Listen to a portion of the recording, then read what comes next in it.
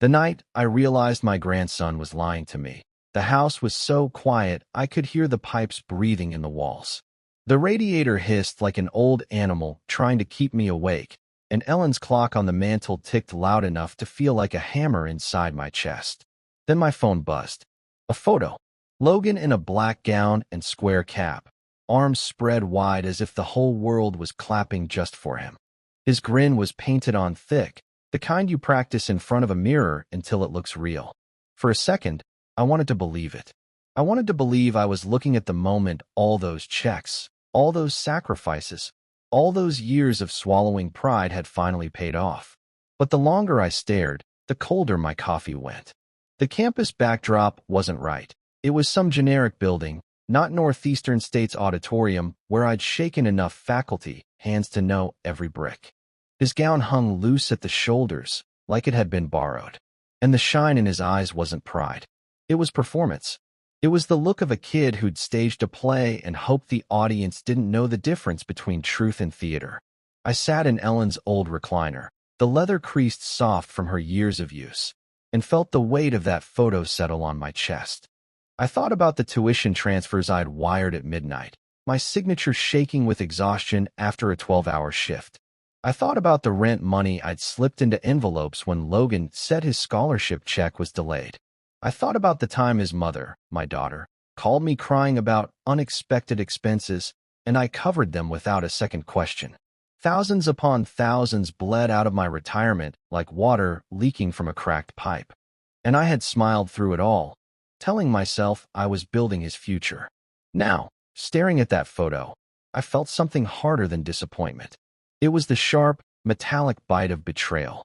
By morning, I couldn't sit still. I drove to Northeastern State with the heater groaning against the January cold.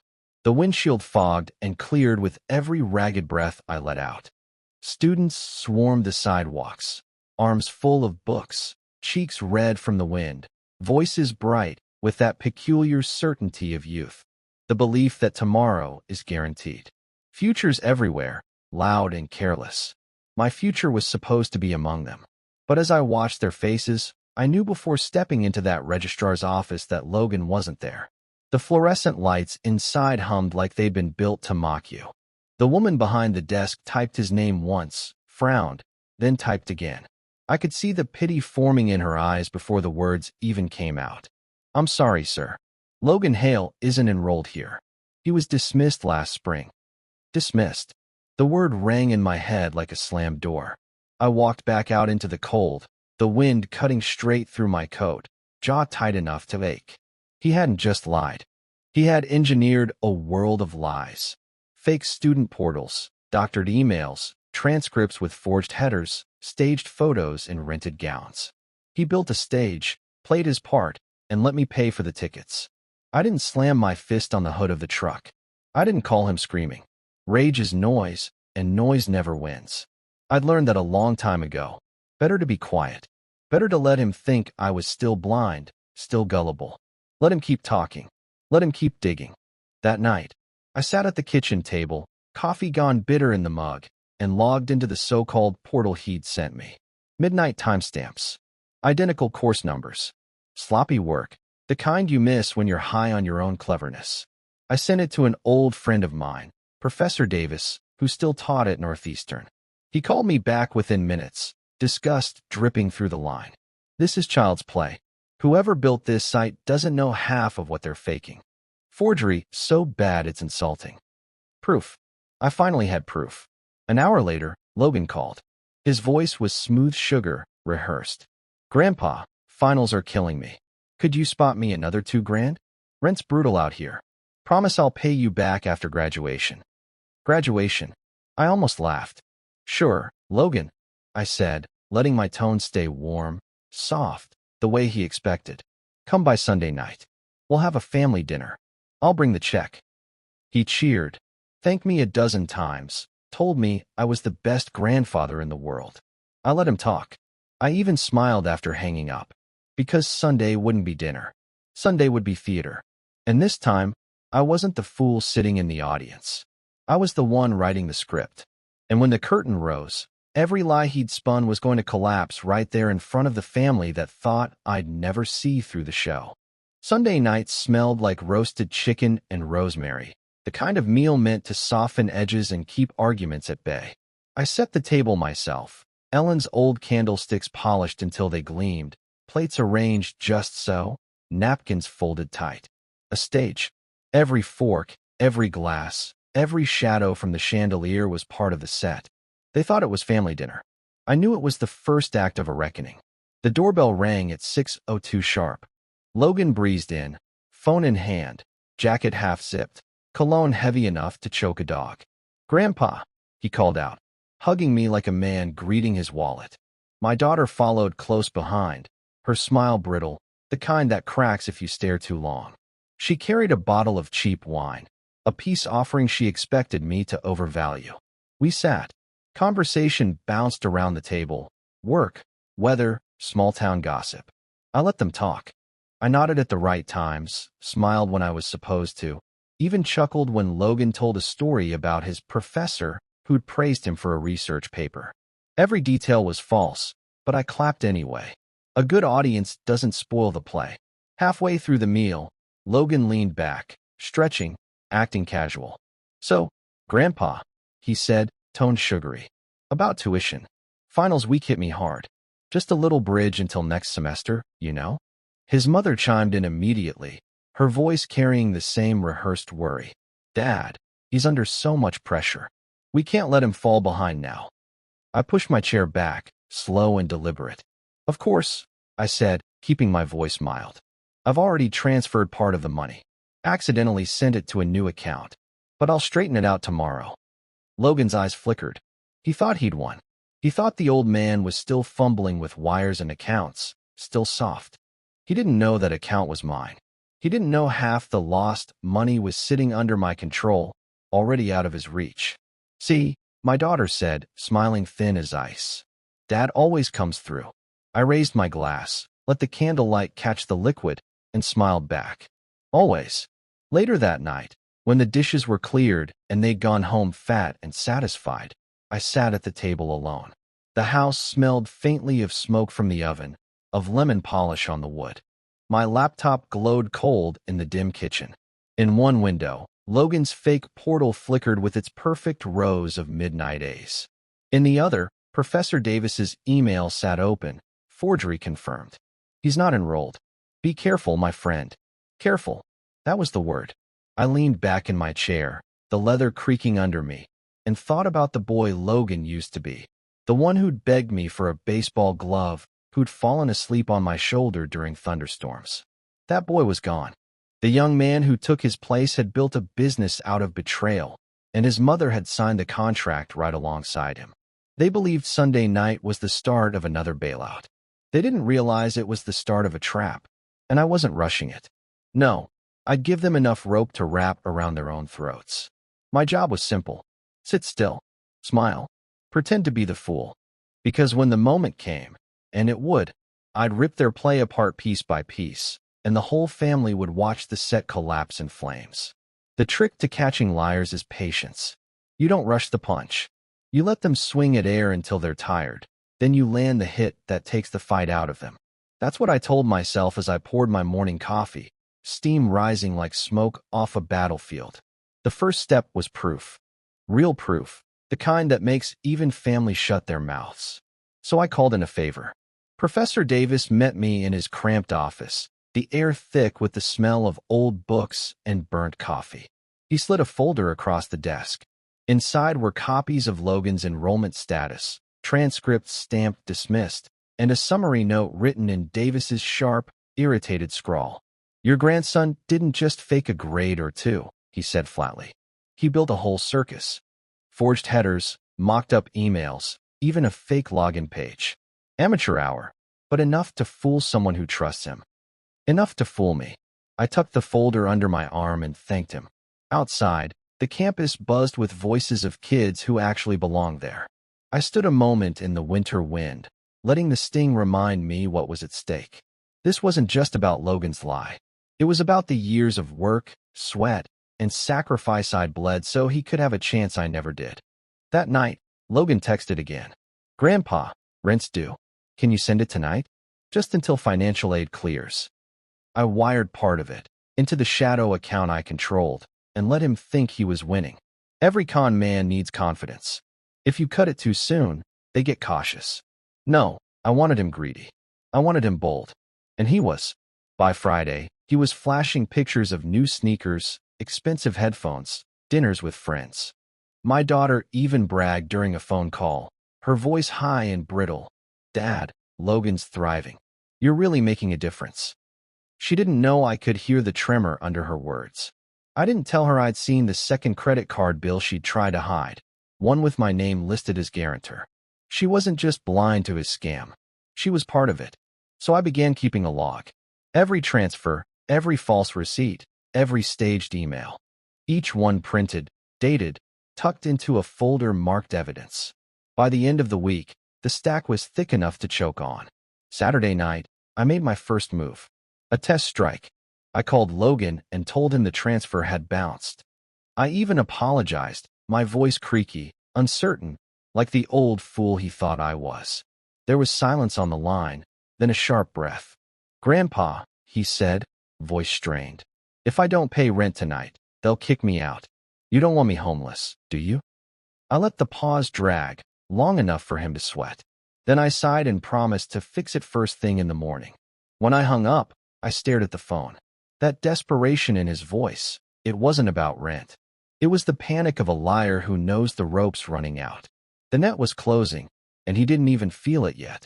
I leaned back, opened the evidence folder, and placed the final piece on top, a printed screenshot of his fake student portal. Perfect rows of midnight A's glowing under the word fraud. The next dinner would be different. No chicken, no wine, no polite small talk. It would be a stage again. But this time, the audience wouldn't just be family. There'd be a professor, maybe even a journalist. And when the curtain came down, Logan wouldn't just lose my money. He'd lose the mask he'd worn for years. Sunday came heavy with gray clouds, the kind that hang low enough to press against your thoughts. I set the table again, but this time I didn't bother polishing the candlesticks. Let them see the tarnish. Let them notice the weight of years that they've ignored. The house smelled of chicken and garlic, but under it all was the sharp tang of gasoline, the kind of scent you don't notice until it's too late. Logan arrived with his usual swagger, phone already out, sneakers squeaking on the hardwood. Hey, Grandpa, he said, kissing his mother's cheek like he hadn't spent the week milking her for excuses. My daughter came in right behind him, cheeks flushed, hands tight on the handle of a cheap wine bag. She glanced at me, eyes darting away fast. She knew more than she'd ever admit. We sat, the three of us, and the small talk began. Logan talked about midterms and papers, filling the air with words he thought sounded academic. My daughter nodded like a stage mother applauding a bad actor. I poured wine, smiled, and waited. Halfway through dinner, I set down my fork. Logan, I said, steady. Tell me about your classes this semester. He didn't blink. Psych 305, Econ 201, History of Political Thought. Heavy stuff, but I'm acing it. He leaned back in his chair, cocky, rehearsed. Check the portal if you don't believe me. I reached under the table and slid a folder onto the wood with a soft thud. The sound was enough to slice the air in half. Logan's smile twitched, just for a second. My daughter froze, her fork halfway to her mouth. Funny thing, I said, voice calm as winter ice. I did check the portal. Then I asked a professor I know to look at it too. I flipped the folder open. Transcripts stamped dismissed. Emails marked forgery. The real record, laid bare under the chandelier's weak light. The color drained from Logan's face, like water slipping out of a cracked glass. This isn't, he stammered. My daughter's lips parted, but no words came. She glanced at him, then back at me, and in that silence, I saw it, recognition. She already knew. Don't, I said, my voice cutting the air short. Don't you dare say this is a mistake. Not when I've got dates, signatures, and professors willing to swear under oath. Logan tried to laugh, but it came out thin, broken. Grandpa, you don't understand. No, boy. I snapped, finally letting steel into my tone. You don't understand. You've been feeding me lies, dressing them up in caps and gowns, and expecting me to pay for the show. My daughter pushed back from the table, chair legs screeching. Dad, please, he's under pressure. We just need it. We. I repeated. The word hit like a gavel. So it wasn't just his game. You knew. Her face crumpled. I had bills. Credit cards. I thought. The room fell dead silent. Even the clock on the mantel seemed to hold its breath. 2 generations. My blood, sitting across from me, dripping lies and excuses onto the table I built with my own hands. I leaned back, folded my arms, and let them squirm. You thought I was blind. You thought old men don't notice when their pockets are being picked. But you were wrong, and you're going to learn just how wrong very soon. Logan opened his mouth to speak, but I raised a hand. Save it. I'm done listening. Next Sunday, we'll have another dinner. But you won't like the guest list. Their eyes met, panic flashing between them. Neither of them dared ask what I meant. And I didn't explain, because the trap was almost ready, and the stage was set for a performance that would strip the masks clean off their faces. All week I prepared in silence. On the surface, I was the same old man. Grocery runs, walks to the mailbox, the occasional phone call with polite laughter. But under that routine, I was laying bricks for their collapse. First call was to Professor Davis. His voice carried that dry amusement I remembered from decades ago. You really want me at this family dinner? He asked. Yes, I said. And bring copies of everything. Official letterhead. Stamps. Make it loud. Second call went to a journalist from the local paper, a woman who wrote about education and finance. I told her it might be worth her time to witness a private announcement. Scholarship fund launch, I said, though the real performance would be far more brutal. She agreed, curiosity sharpened by the promise of a story with teeth. By Friday, my folder was thick enough to choke on. Transcripts, forged emails, bank statements showing how my tuition checks ended up buying sneakers and club nights. And then the piece de resistance, my daughter's credit card bills, each one lined with cash advances that matched the money I'd given Logan. Mother and son, both on the same leash of greed. Sunday arrived bitter cold. The sky pressed low and heavy, as if the weather itself wanted a front row seat. I dressed in my best suit, dark blue, the one Ellen bought me for our 40th anniversary. I polished my shoes until I could see my reflection. If I was going to bury their illusions, I wanted to look like the man who built them in the first place. At 6 sharp, the knock came. Logan first, smile wide, shoulders loose, false confidence dripping from every move. My daughter right behind him, her eyes tired, makeup covering stressed lines she couldn't hide. They carried another bottle of cheap wine, the kind that pretends to be a gift but tastes like water over pennies. Dad, thanks again, she said, kissing my cheek. Her voice wavered just enough to betray the fear. You're welcome, I answered evenly. We sat. Dinner began. The smell of roasted beef filled the room, mingling with candle wax and the faint lemon of polished wood. Logan ate like a man who thought his debts had vanished. My daughter drank wine too fast, trying to steady herself. Then the bell rang. Sharp. Unexpected. Logan frowned. Expecting someone? Yes, I said, rising from my chair. Several someones. When I opened the door, Professor Davis stepped in, briefcase in hand, followed by 2 people Logan didn't recognize, one holding a notebook, the other a camera bag. My daughter's face drained of color. Logan's fork clattered against his plate. What is this? He demanded. This, I said, shutting the door behind them, is the truth walking in. I let them all sit, my guests sliding into their places at the table. The professor laid his folder down with a heavy thump, papers spilling like cards onto a table in Vegas. The journalist's pen was already moving. I poured myself a glass of wine, raised it slowly, and looked at my family across the table. You wanted money, I said quietly. You wanted lies. Tonight, you'll get neither. Tonight, you'll get exactly what you earned. Logan shifted in his chair. My daughter opened her mouth, closed it again. The performance was about to end, the masks about to crack, and I was ready to watch every second of it. The room was thick with silence, the kind that hums in your ears. Candlelight flickered across the professor's papers as he adjusted his glasses, cleared his throat, and began. Logan Hale. Records show academic dismissal, March of last year. No re-enrollment. No credits earned since. Each word hit like a hammer. Logan's jaw tightened, his eyes darting toward his mother, looking for cover. She stared down at her wine glass, hands shaking just enough to make the liquid tremble. The journalist scribbled fast, pen scratching like a saw. Her photographer quietly set up in the corner, lens glinting, ready to capture the instant lies turned into evidence. Logan tried to laugh. Come on, Grandpa, this is just a mix-up. Right, Mom? His mother swallowed, forced a smile that didn't hold. Dad, maybe there's some mistake. No mistake, Professor Davis cut in, voice sharp. He slapped another document down, the sound echoing in the small dining room. Fake transcripts, forged email headers, even a counterfeit portal site. He pushed the photos forward. Crude work, designed to fool someone who wanted to believe. I leaned forward, my gaze steady on Logan. I wanted to believe. That's the only reason it worked. But belief has limits, boy. Tonight, you've reached them. Logan's face flushed red, then pale. He looked cornered, like a rat caught with no hole to dive into. You don't get it. I had no choice. Rent, tuition, life's expensive. Life is expensive for everyone. I cut him off.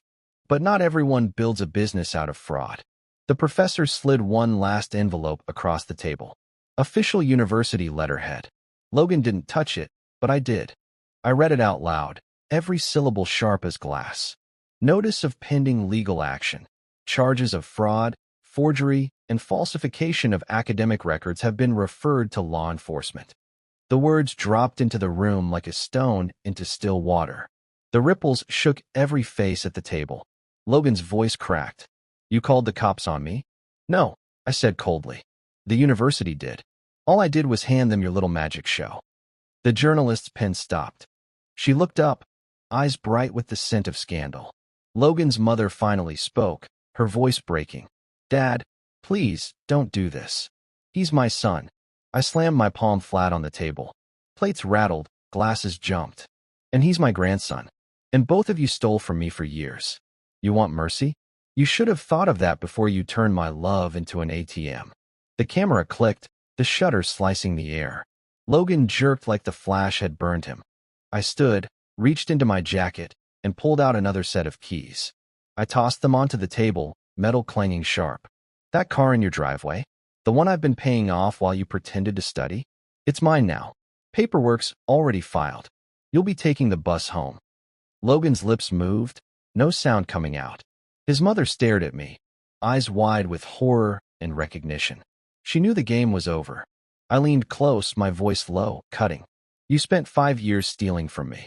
From this night forward, every face you meet, every headline you read, every whisper behind your back will remind you. You weren't clever. You were caught. The professor packed his papers. The journalist snapped her notebook shut. The performance was done. The audience had their story. And my family. They had their shame. By Monday morning, the town was already buzzing. News travels faster than truth in a small place. But this time, they were the same thing. At the diner, I heard 2 old men hunched over coffee whispering about that Hale boy caught faking his college. At the hardware store, the clerk leaned close, muttering, Saw the paper. Hell of a mess. Even the mailman lingered longer than usual, eyes curious, like he wanted to ask, but didn't dare. My phone rang nonstop. Some calls from neighbors offering sympathy, others from people who'd clearly just wanted to hear my side before passing judgment. I didn't waste words. I let the silence hang. Silence has more weight than excuses. Logan, on the other hand, couldn't hide. By Wednesday, his photo was in the local paper, side by side with the word fraud. The journalist hadn't held back. She laid out the fake transcripts, the bogus website, the forged emails. And then the kicker. University to pursue legal action. His mother called me, voice ragged, sobs caught between her sentences. Dad, people are talking, Michael's boss knows. The neighbors won't even look at us. You've destroyed us. I let her cry, my grip on the phone steady. No, I said flatly. You destroyed yourselves. I just opened the curtains. Later that day, I drove past their house. blinds drawn.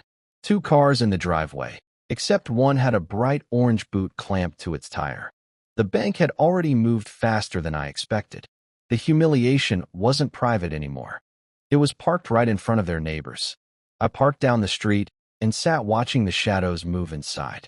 Logan stormed out once, shouting at his mother, slamming the trash bin so hard it toppled. Then he kicked it again, like anger could erase evidence. A boy pretending he was still in control. That night, I got another call from the detective assigned to the case. Calm voice, businesslike. "Mr. Hale, we've received the documents from the university. We'll likely need your testimony when the charges move forward." "Tell me where and when," I said. "I'll be there." After the call, I sat alone in the living room, the house wrapped in shadows. Ellen's photo caught a glint of lamplight, her smile steady, unchanging. I raised my glass toward her. "You always said they'd choke on their greed," I murmured. "You were right. But I wasn't finished. Not yet. Humiliation and scandal were good, but they fade. People forget, whispers dull, and lies grow back like weeds. If I wanted this lesson to scar, to etch itself deep enough they'd never scrape it off, I had to cut sharper. The final strike was waiting, and when I swung it, there'd be no recovery, no sympathy, no chance of rebuilding the masks they'd worn. They thought the worst had already happened. They had no idea what I was still holding behind my back. The sky that morning looked like brushed steel, heavy and unyielding. Cold pressed against my ribs as I buttoned my suit jacket, each button a reminder. This wasn't just another day. This was the end of their performance, the moment the curtain came down for good. I set the thick folder on the kitchen table, the one I'd been filling piece by piece, week after week. Papers spread across it like blades in a soldier's arsenal. Bank statements, forged emails, transcripts stamped dismissed. Every document had been weighed, measured, sharpened. Today they weren't just evidence. They were weapons. The courthouse smelled of dust and old varnish, the kind of smell that clings to old wood and older lies. I walked slow down the hall, each step echoing off the stone walls. In front, double doors stood heavy, polished by decades of palms pushing them open. Behind them, the final stage waited. Logan was already there, seated at the defendant's table. He looked smaller than he'd ever looked in my eyes. Shoulders hunched, tie crooked, sweat pooling at his temples despite the chill in the air.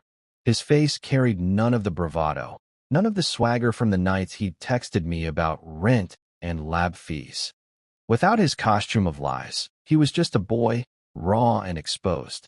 Beside him sat my daughter, her hands gripping his arm so tightly her knuckles blanched white. She'd painted her lips the same shade she used when she wanted to project confidence, but the trembling betrayed her. She couldn't meet my eyes. I sat across from them, folding my hands over the folder.